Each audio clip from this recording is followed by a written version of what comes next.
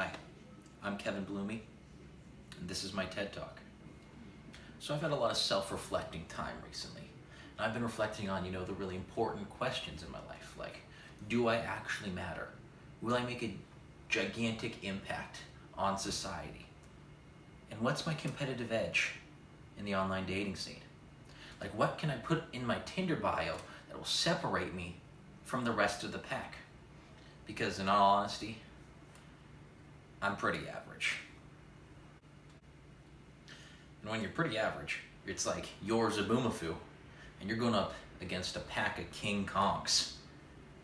That's not ideal. And we can dissect how I'm pretty average, because I'm a 5'10" white dude with brown hair. Now I know what you're thinking. You just described 50 million other Americans. I know. And I even have brown eyes. And that just continues to be average all across the board. And not only do I have average eyes, I also have a genetic disability which does not allow me to see far places. And that's one thing, all women are looking for.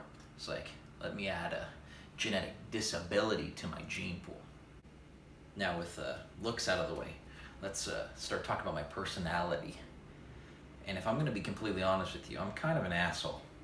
I'm a funny asshole, but still a dick. When people first meet me, they don't know if I'm charming, if I'm a prick, if I'm patronizing them, or am I making fun of them, or am I making fun of myself? And the answer to all that question is yes. Yes. And so I'm kind of convinced that the only reason I have been able to make any friends at this point is just because I have hung out with them, just forced my way into their group for so long, just blended in, that cognitive dissonance has finally kicked in, and they've just convinced themselves that they like me. It's genius. But I digress. Let's keep looking on other things that women would be looking at a potential dating partner. Okay, muscles? No. Brains? I just like to flex that I got a 2.5 weighted GPA coming out of high school.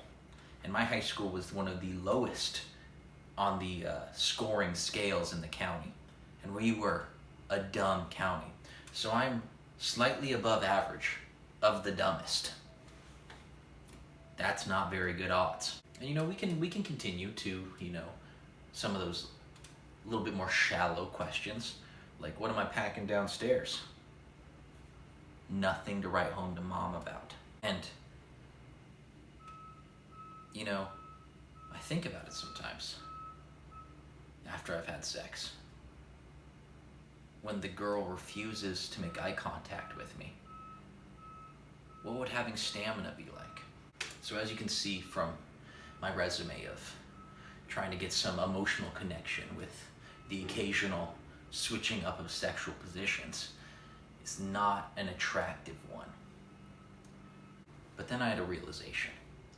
I had the biggest epiphany of my entire life. I had the physical embodiment of a brain blast.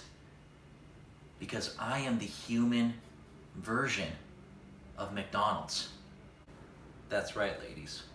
I can be your $3 Big Mac. I know what you're thinking.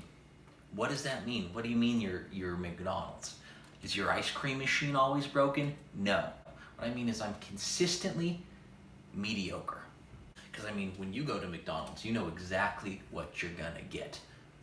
2 sausage McMuffins, 1 hash brown, $4.38. That's exactly what I bring to the table, okay?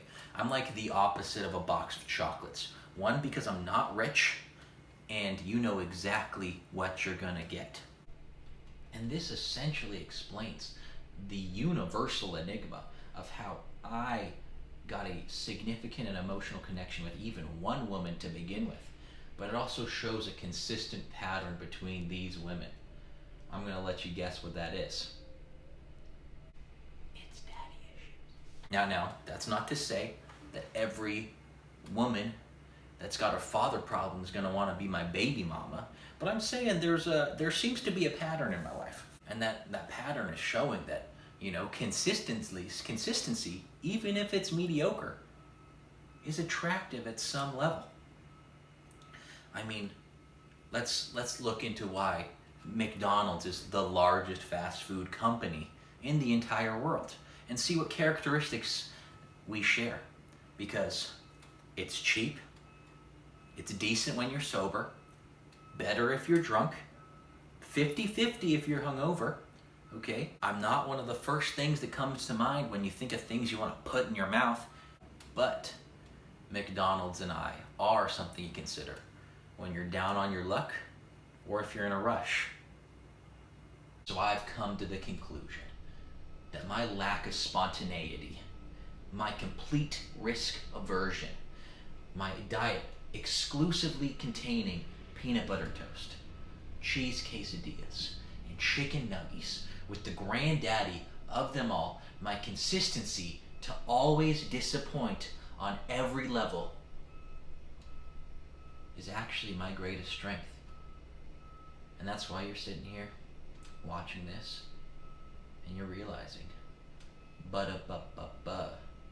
I'm loving it.